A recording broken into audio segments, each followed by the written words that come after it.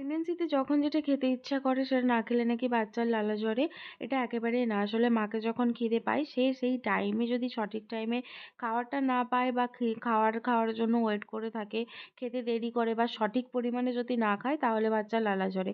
সেটা তো গেল পরের কথা। কিন্তু প্রেগনেন্সিতে যখন যেটা খেতে ইচ্ছা করে সেটা যদি না খাই মনটা ভীষণ অস্থির হয়ে যায়। আজ যেমন খেতে ইচ্ছে হয়েছিল আমার লুচি আর ঘুগনি, তাই এখানে সকাল, সকাল বানাতে বসেছি। সাতবক্ষণের পর্ব ৭ দিন ধরে চলেছিল। এত বাড়ি থেকে সাতবক্ষণের খাওয়া-দাওয়া করিয়েছে।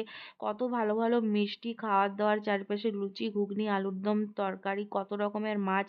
তখন কিন্তু একেবারেই খেতে পারছিলাম না। তাই আর কি করব, আজ নিজেই হাত পুড়িয়ে এখন রান্না করতে বসেছি লুচি আর ঘুগনি। এখানে আমার ঘুগনিটা হয়ে গিয়েছে, লুচি বানাচ্ছি। প্রত্যেকটা লুচি কিন্তু বেশ বড়, বড় আর পুরো ফুলকো, ফুলকো হয়েছিল। আর ময়দা দিয়ে বানাইনি, ওটস আর আটার লুচি বানিয়েছিলাম, তাই একটুখানি লাল, লাল হয়েছে। লুচি করে নিয়েছি, ঘুগনিও হয়েছিল। আর হ্যাঁ, মিষ্টি ছাড়া তো একেবারেই চলছে না, তাই সাথে ছিল মিষ্টি।